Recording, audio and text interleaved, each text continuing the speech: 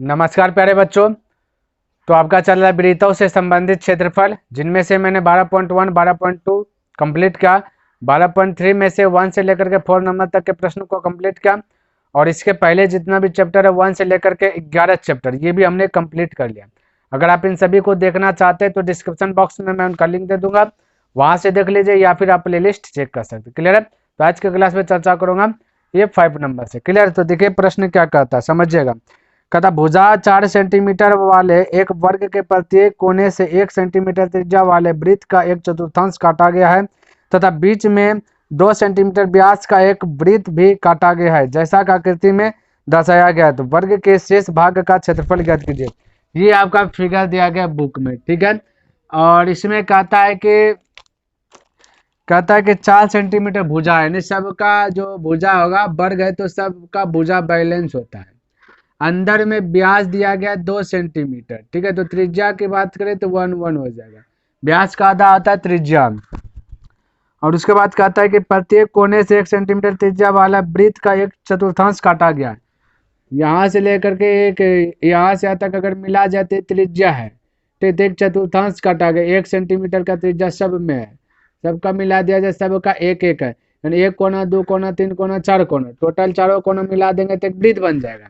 ठीक है, ध्यान रखना, टोटल चारों कोना मिला देंगे तो एक वृत्त बन जाएगा। तो यहाँ पे हम लिख लेते, पहले लिख लेते क्या दिया भुजा। यहाँ पे आपका 5 नंबर प्रश्न है। भुजा दिया गया है, भुजा दिया गया है 4 सेंटीमीटर, है ना।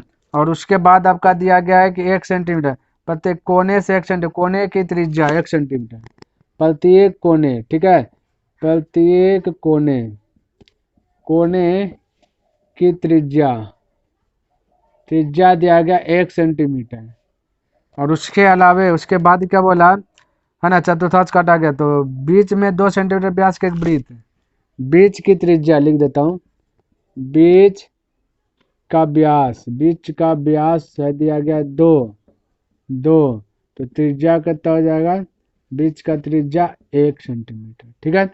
हमें निकालना है क्या चीज, शेष भाग का क्षेत्रफल जो है ना, कदा इतना में दर्शाया गया है। व्यास का एक वृत्त का इतना बोला, मैं निकाला चतुर्थांश का। ये भाई देख लेता हूँ, एक बार पढ़ लेता हूँ क्या निकालना, यानी रंगा हुआ भाग निकालना। 4 सेंटीमीटर भुजा वाले एक वर्ग के प्रत्येक कोने से 1 सेंटीमीटर त्रिज्या वाले एक चतुर्थांश काटा गया तथा बीच में 2 सेंटीमीटर व्यास का एक वृत्त भी काटा गया, जैसा कि आकृति में देख सकते हैं। तो वर्ग के शेष भाग का क्षेत्रफल ज्ञात कीजिए। हमें वर्ग के शेष भाग का क्षेत्रफल ज्ञात करना है, यानी कि ये जो रंगा हुआ है ना छायांकित भाग जो है उसका क्षेत्रफल ज्ञात करना है। हमें यही चीज चाहिए। एक पेपर मान लेते देंगे और आपको ये सब फिगर हम पेपर पे दे देंगे और बोलेंगे जो रंगा हुआ है यही चीज को रखो, बाकी सबको हटा दो। सबसे पहले आप क्या कीजिएगा, बोलेगा ये वर्ग है, तो आप कह सकते हैं कि अगर छायांकित भाग का क्षेत्रफल निकालना यानी शेष भाग का क्षेत्रफल, शेष या छायांकित भाग, शेष भाग का क्षेत्रफल, तो आप क्या कीजिएगा कि सबसे पहले एक आप टारगेट कीजिएगा ये फिगर किसका है, बोले वर्ग का है, तो बोलिएगा वर्ग का क्षेत्रफल। वर्ग का क्षेत्रफल में से क्या क्या चीज इसमें दिख रहा है उसको हटा दीजिएगा, सिर्फ छाया वाला बच्चा। बोलेगा एक वृत्त, चारों कोना मिलाएंगे तो एक वृत्त बनेगा, एक वृत्त यहाँ है, टोटल 2 वृत्त दिख रहा है ये वर्ग का क्षेत्रफल में, ठीक है। तो हम कह सकते हैं कि वर्ग का क्षेत्रफल माइनस 2 वृत्त का क्षेत्रफल, क्योंकि 2 वृत्त निकाल लेंगे वर्ग में तो बचेगा सिर्फ छाया वाला। तो 2 वृत्त का क्षेत्रफल, समझिएगा फिर से। मान लेते कि घर है, ये रूम है, आपके पास भी रूम होगा, है ना। तो उस रूम में से अगर कोई चीज निकालिएगा तो कहाँ से निकालिएगा, अगर हम पूछे कहाँ से निकाले, बोले रूम से निकाले। अब मान लेते रूम आपका वर्ग के आकार का है, तो वर्ग का रूम है आकार का, वहां से आप कुछ ना कुछ बाहर निकालें तो जब निकालिएगा तो वो घटेगा। तो बस यहाँ पे वही है। तो एक रूम है वर्ग के आकार का, इनमें से क्या ना ये टोटल तीनों कोण चारों कोण मिलाए तो एगो वृत्त बना, एक वृत्त पहले से 2 वृत्त निकाल दिए तो ये 2 वृत्त घट गया, जैसे घटा अब जो बचा हुआ वो भाग बच गया, तो शेष भाग का क्षेत्रफल बचा। तो बोले वर्ग का क्षेत्रफल होता है भुजा स्क्वायर यानी ए स्क्वायर, और 2 वृत्त का क्षेत्रफल होता है पाई आर स्क्वायर। क्लियर है? वृत्त का क्षेत्रफल होता है पाई आर स्क्वायर, 2 वृत्त का क्षेत्रफल ये है ना। और वृत्त में तो त्रिज्या सबका सेम है इसलिए कोई इफेक्ट नहीं पड़ेगा, परफेक्ट हो जाएगा। ए देखिए कितना है, भुजा दिया गया 4 तो कह सकते 4 का स्क्वायर माइनस 2, पाई का वैल्यू 22/7, आ तो एक ही है, 1 का गुना A1, 16 जगह माइनस 22 दूना 44 बटा जाएगा 7, ठीक है। और इसके नीचे कुछ नहीं तो 1, तो एलसीएम लीजिएगा 7 हो जाएगा, या 16 पंचे 4 के 670 बल होता है, ठीक है।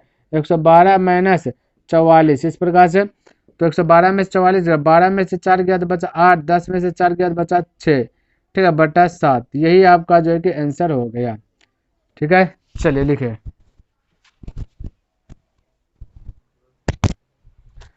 आइए देखिए 6 नंबर प्रश्न क्या कहता है एक वृत्ताकार मेज पोस्ट जिसकी त्रिज्या 32 सेंटीमीटर है में बीच में एक समबाहु त्रिभुज एबीसी छोड़ते हुए एक डिजाइन बना हुआ है, जैसा कि आकृति 12.24 में दिखाया गया है। तो इस डिजाइन का क्षेत्रफल ज्ञात कीजिए।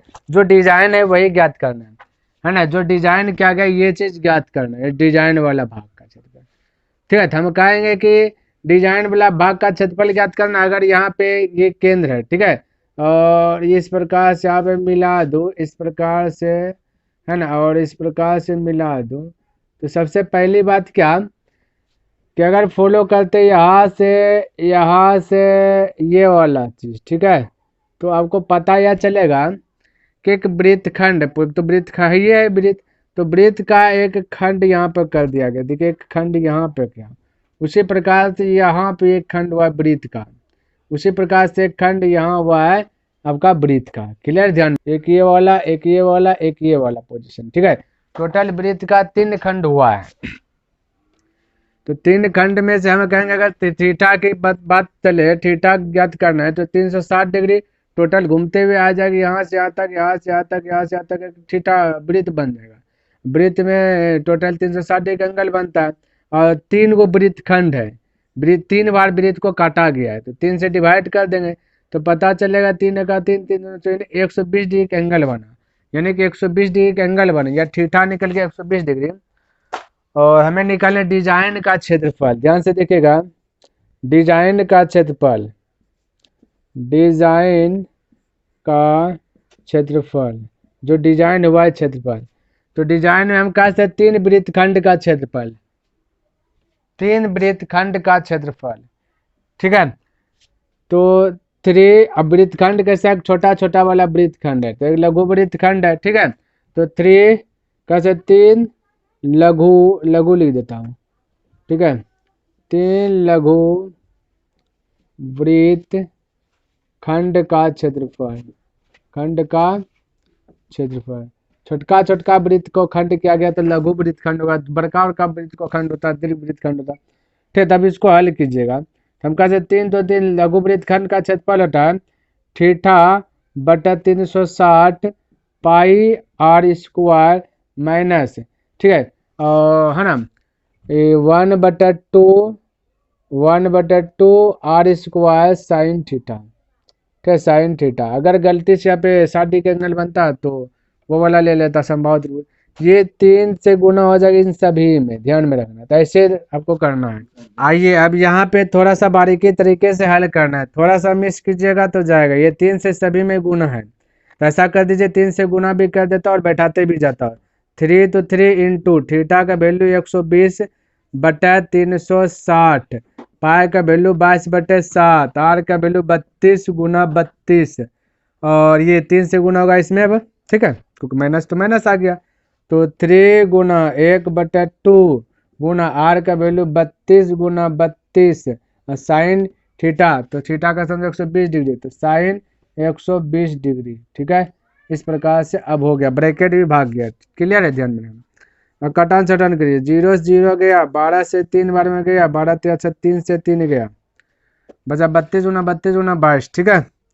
कर लेता हूँ, पहले 22 से गुना कर या तो 22 का पढ़ा जानते हैं, 22 गुना 32 का भी पढ़ा जानते हैं, 32 दूना 64 करीब 4 तो चल 6, 32 या 96 और 6 102 हो जाएगा, और बटन नीचे मिलेगा 7 माइनस 3 तो 3, चलिए ये अभी कट रहा है ये वाला, ठीक है, 16 फिर माइनस है 3 गुना 16 गुना 32 गुना साइन 120 डिग्री, जो साइन थीटा 100, साइन जो 60 डिग्री वैल्यू होता है भाई 120 डिग्री वैल्यू होता है, साइन 60 डिग्री वैल्यू होता है √3/2, तो 120 डिग्री वैल्यू भैया। अब 2 से इसको कटा दीजिए 16 बार में, ठीक है। अब इसको गुना कर लीजिए, तो 22 चौका 88 करीब 8, 22 दूना 44, 44 8 52 करीब 2, ठीक है। और बचा 5, तो 5 साल यहाँ पे रह जाएगा, 0 से गुना करे भाई, 22 का 22, क्लियर है, बट्टा 7 माइनस 16 तिया 48 गुना 16, तो 48 गुना 16√3। एक स्टेप और बढ़ा देता हूँ, इसको अब हल नहीं कीजिए, 22,528 22,528 बटा 7 माइनस 16 28 से 128 करी 8 होते चल 11 16 चौके 64 64 11 65 64 65 10 है भाई 16 28 तो 16 28 होगा ना, इस पर 12 हाथ पे बचा हुआ, ठीक है। 16 का 4 बार पढ़िए, 64 और 12 66 और 10 76 हो जाएगा √3। इसको इस प्रकार से ब्रैकेट दीजिए और यहीं पे सेंटीमीटर स्क्वायर में आंसर दे दीजिए, ठीक है। चलिए आइए देखिए यहाँ पे 7 नंबर प्रश्न, आकृति 12.25 में ABCD भुजा 14 सेंटीमीटर वाला एक वर्ग है, ABCD और D है ना, ABC और D को केंद्र मानकर 4 वृत्त इस प्रकार खींचे गए हैं कि प्रत्येक वृत्त 3 शेष वृत्तों में से 2 वृत्तों को बाह्य रूप से स्पर्श करता है, तो छायांकित भाग का क्षेत्रफल ज्ञात कीजिए। कोई दिक्कत नहीं, ऐसा फिगर दिया गया है, हमें छायांकित भाग का क्षेत्रफल निकालना है। ये A है, ये B है, ये C है, ये D, इस प्रकार से। तो भुजा दिया है 14 सेंटीमीटर, ये आपका वर्ग है, वर्ग का फिगर, और यहाँ से यहाँ तो टोटल मिलेगा, तो भाई यहाँ पे एक भुजा बन जाता है जो टोटल दिया गया 14, तो सब में टोटल 14 आ जाएगा, टोटल 14 आ जाएगा, टोटल 14। लेकिन यहाँ त्रिज्या की बात किया जाए तो इसी को केंद्र मान करके एक क्या बनाया ना, वृत्त बनाया गया, तो यहाँ से यहाँ तक भाई यहाँ पे आपका त्रिज्या है, तो इसमें भी यहाँ से यहाँ तक त्रिज्या है, तो टोटल यानी आधा आधा भाग में बट गया है, तो हम कह सकते हैं कि ये 7 होगा, तो ये 7 होगा त्रिज्या, क्लियर है। तो त्रिज्या होगा 7, ध्यान में रखना। उसी प्रकार से 7 ये 7 ये 7 ये भी 7 ये 7 ये भी 7, तो त्रिज्या सबका क्या है, सेम है, यानी कि 7 होगा त्रिज्या, ध्यान में रखना। तो हम कह सकते हैं कि एक वर्ग बना है, हमें छायांकित भाग का क्षेत्रफल चाहिए, यहाँ पे लिख देता हूँ छायांकित भाग का क्षेत्रफल, भाग का क्षेत्रफल, तो छायांकित भाग का क्षेत्रफल यहाँ लिख रहा बनाऊंगा। तो छायांकित भाग का क्षेत्रफल तो सबसे पहले एक वर्ग है, ठीक, वर्ग के अंदर सब बना है, वर्ग का क्षेत्रफल, वर्ग का क्षेत्रफल माइनस एक आधा एक कोना वृत्त यहाँ, एक कोना यहाँ, एक कोना यहाँ, एक कोना, टोटल 4 कोना है, चारों कोना का मिला देंगे तो एक बन जाएगा आपका वृत्त बन जाएगा। तो हम कह सकते हैं वर्ग का क्षेत्रफल माइनस वृत्त का क्षेत्रफल, वृत्त का क्षेत्रफल, ये बोल सकते हैं हम, क्लियर है।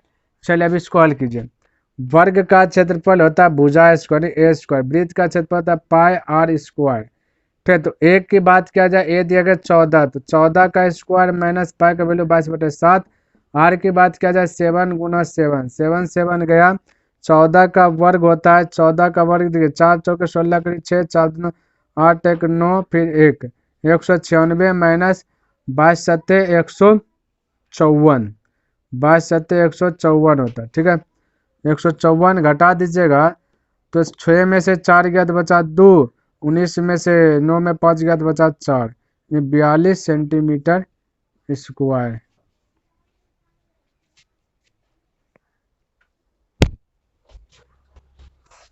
आइए देखते हैं अब 8 नंबर प्रश्न क्या कहता है, आकृति 12.26 एक दौड़ने का पथ दर्शाती है जिसके बाएं और दाएं सिरे अर्धवृत्ताकार है, अर्धवृत्ताकार बाएं और दाएं दोनों सिरे, दोनों आंतरिक समांतर रेखाखंडों के बीच की दूरी 60 मीटर है तथा इनमें से प्रत्येक रेखाखंड 106 मीटर लंबा है। यदि यह पथ 10 मीटर चौड़ा है तो ज्ञात कीजिए पथ के आंतरिक किनारों के अनुदिश एक पूरा चक्कर लगाने में चली गई दूरी यानी कुल दूरी, फिर पथ का क्षेत्रफल ज्ञात करना, ठीक है। तो यहाँ पे देखिए समझने का प्रयास कीजिएगा, ठीक है। तो ये आपका फिगर दिया, हमने क्या क्या अपने मन से अर्धवृत्त दिया गया, तो इसका पहले अर्धवृत्त का आकार हमने दिया इस प्रकार से यहाँ से तक मिला करके, ठीक है। और ये जो अंदर में जो एक बना हुआ है ना आयताकार, जिनमें से दोनों पट्टी का खोलिया चढ़ाया गया है, कैप्सूल के टाइप में, कैप्सूल में खोलिया चढ़ा दिया जाता है भाई, खोलिया है, इसका ढक्कन है, ठीक है। तो ये अर्धवृत्त का है, हमने यहाँ से तक मिलाया, इसकी चौड़ाई अंदर वाला जो है ये वाला, इस भाग की चौड़ाई दिया गया है 60, तो हम कहेंगे अर्धवृत्त है, तो भाई अगर टोटल मिलेगा तो वृत्त बनेगा, तो वृत्त का एक व्यास है, तो अर्धवृत्त का व्यास है, जब एक ब्रीथ है, ये ब्रीथ है, इस ब्रीथ को आधा कर देंगे, ठीक है, सपोज दैट इसको आधा कर देंगे तो अर्ध ब्रीथ दिखेगा, ये अर्ध ब्रीथ दिखेगा, लेकिन ये तो आपका व्यास है, तो इसको अगर मिटा भी देंगे तो ये भी आपका व्यास न रह जाएगा। तो टोटल व्यास दिया गया 60, तो ये हो जाएगा ना 30, ये भी 30। वही हमने क्या नाम पहले दे दिया, ये ए है, ये बी, ए है, ये बी है, ये फिर सी है, ये फिर डी है। हम कहेंगे टोटल यहाँ से तक 60 मीटर है, तो टोटल व्यास हो गया, तो त्रिज्या कितना हो जाएगा 30 मीटर, यहाँ पे त्रिज्या कितना हो जाएगा 30 मीटर, व्यास को दिया 60 दिया गया। चाहे तो यहाँ पे लिख लेते थोड़ा सा, ठीक है, ताकि आपको अच्छे प्रकार से समझ में आ जाए, है ना। क्या भाई, व्यास, व्यास दिया गया है 60, चौड़ाई दिया गया है, चौड़ाई दिया गया 10, अब समझिएगा 10 मीटर, ये भी मीटर, चौड़ाई दिया गया 10, ये सेंटीमीटर लिख दो भाई, ये मीटर होगा, ठीक है। सब मीटर में दिया, सेंटीमीटर में दिया, देख लेता हूँ एक बार, ये आपका 10 क्या है, कहाँ पे 10 है ना, मीटर है सब पे, ठीक है, ये यहाँ मीटर भी होगा, समझिए सब मीटर में है। तो अब यहाँ पे देखिए, तो हम बोलेंगे कि छोटका अर्धवृत्त का त्रिज्या 30 मीटर हुआ, छोटका अर्धवृत्त का त्रिज्या 30 मीटर और 10 मीटर चौड़ा है, अगर यहाँ से यहाँ तक जाएंगे तो बड़का अर्धवृत्त हो जाएगा, बड़का त्रिज्या बन जाए यहाँ से यहाँ तक, जो कि 10 मीटर इसमें शामिल है, तो 10 और ये 30 मिलकर 40 हो जाएगा। तो हम कह सकते हैं कि बड़ी त्रिज्या आ जाएगा 40, जैसा कि अब हमने लिखा, छोटका त्रिज्या आ जाएगा कितना भाई, छोटका त्रिज्या 30 तो बड़ी त्रिज्या 40। ये अर्धवृत्त का फिगर, ये भी अर्धवृत्त का फिगर, टोटल कोई दौड़ रही है, ठीक है, दौड़ रहा है, तो टोटल जब दौड़ने रनिंग का काम हो रहा है तो कुल होगा, ठीक है, ध्यान में रखो, तो कुल ज्ञात करना, तो कुल मतलब था परिधि, तो कुल दूरी ज्ञात करना, इसका मतलब कुल परिधि, क्योंकि एक अर्धवृत्त यहाँ, एक अर्धवृत्त यहाँ, अर्धवृत्त अर्धवृत्त मिलकर के वृत्त, ठीक है। चलिए अर्धवृत्त अर्धवृत्त लगाते हैं, 2 गो अर्धवृत्त है, तो सबसे पहले यहाँ लिख देता हूँ कुल दूरी, कुल दूरी, कुल दूरी की बात किया जाए तो इसको पहले मिटाता हूँ, इसको मिटाता हूँ और थोड़ा सा हटा के लिखता हूँ, तो और है ना, और प्रश्न है इसमें, 1 नंबर का हल कर रहा हूँ, ठीक है। तो कुल दूरी, तो कुल दूरी की बात किया जाए, समझिएगा, तो हम कह सकते हैं एक बार यहाँ से यहाँ तक दौड़ेगा भाई, तो 106 मीटर, ठीक है।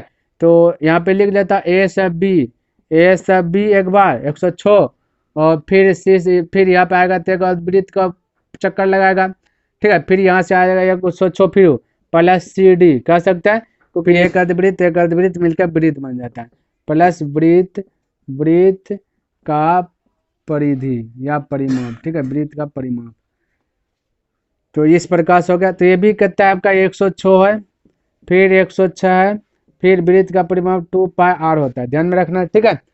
तो फिर से एक बात बताता हूँ, यहाँ से यहाँ तक 106 मीटर लंबा है, तो 106 मीटर दौड़ गया, फिर एक अर्धवृत्त दौड़ा, फिर यहाँ से यहाँ तक 106 मीटर दौड़ा, तो 2 106 मीटर हो गया, फिर एक अर्धवृत्त, तो एक अर्धवृत्त मिलकर एक वृत्त का परिधि हो गया, क्लियर। तो 106 हो जाता है 212, 212 प्लस 2 पाई का वैल्यू 22/7, और आपका छुटकी है, ठीक है, 30, क्योंकि अंदर में रनिंग हो रहा है, तो 212 प्लस 2 या 6, 5 132/7, एक जीरो बैठा दीजिए।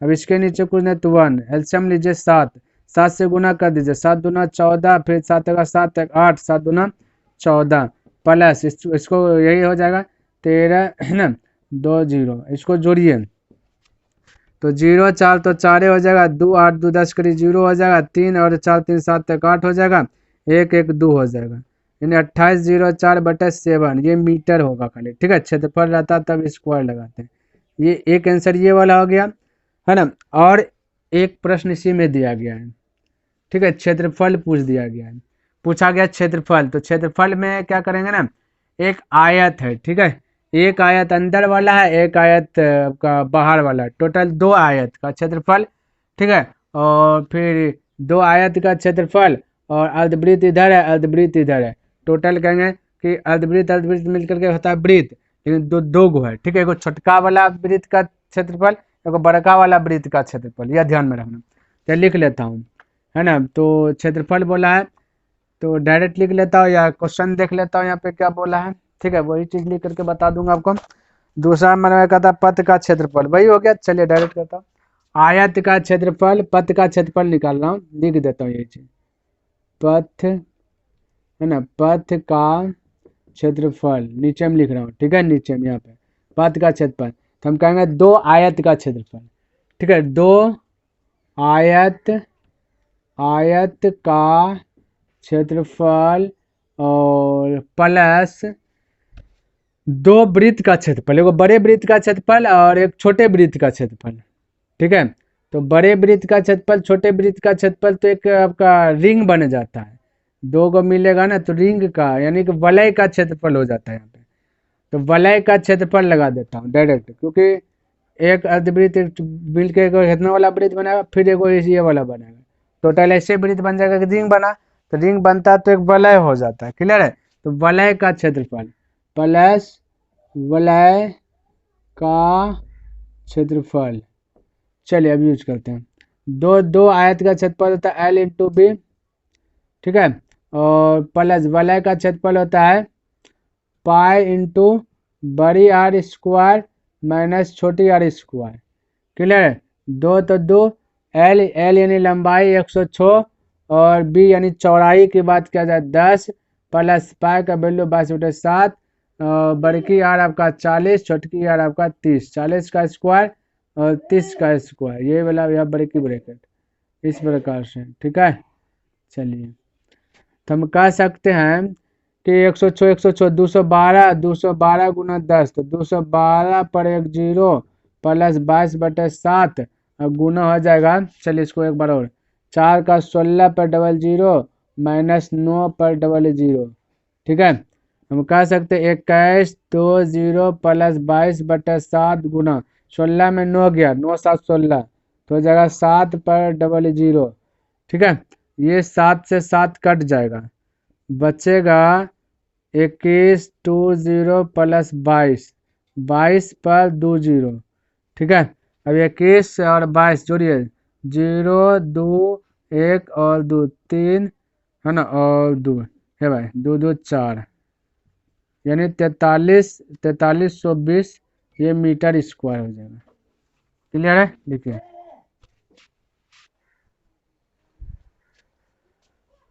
तो साथियों आज का क्लास बस यहीं तक लेता हूं। ठीक है, और प्रश्न बच गया बहुत सारा, तो उसको नेक्स्ट दिन कवर करूंगा। तो कैसा लगा वीडियोस कमेंट करके अवश्य बताएं, तो मैं नेक्स्ट दिन मिलूंगा इनसे आगे लेकर के। तब तक के लिए धन्यवाद, जय हिंद, जय भारत।